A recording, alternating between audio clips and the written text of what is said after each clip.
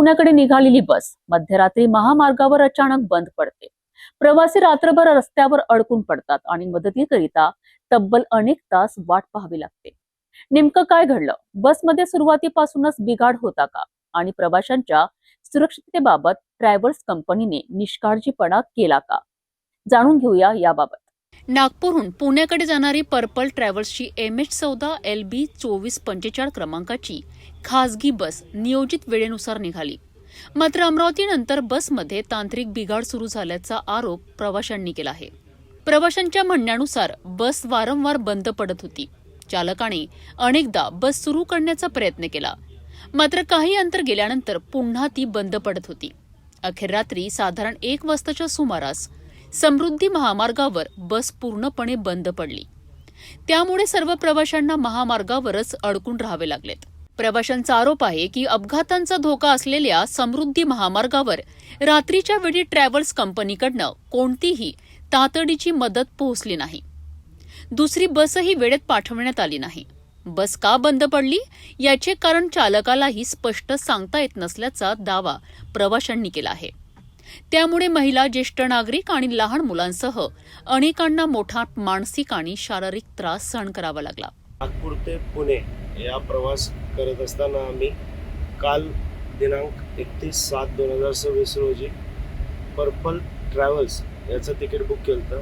तरी 7:30 वाजता 31/7/2026 7:30 वाजता सायंकाळच्या ट्रॅव्हल्स नागपूरवरून निघाली.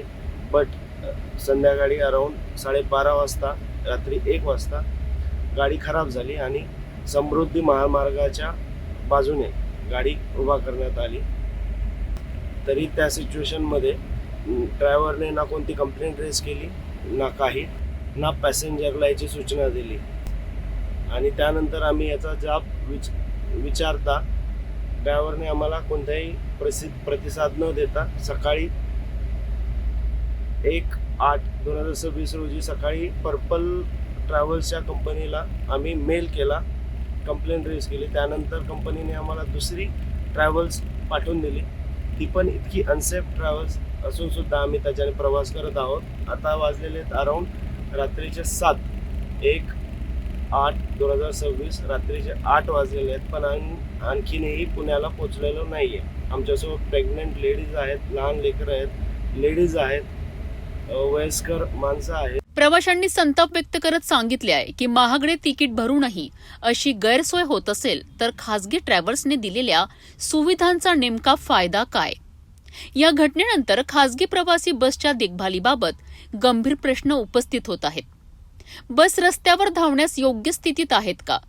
त्यांची नियमित तपासणी केली जाते का? याची चौकशी करण्याची मागणी प्रवाशांनी केली आहे.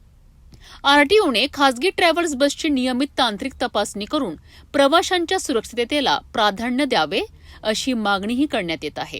विशेष म्हणजे नागपूरहून प्रवास सुरू करून 24 तासाहून अधिक काळ उलटल्यानंतरही अनेक प्रवासी आपल्या अंतिम गंतव्यस्थानी पोहोचू शकले नसल्याचा आरोप करण्यात आला आहे. खासगी ट्रॅव्हल्स कंपन्यांवर अशा निष्काळजीपणाबाबत अधिक कडक कारवाई व्हायला हवी का? तुमचं मत आम्हाला कमेंटमध्ये नक्की सांगा.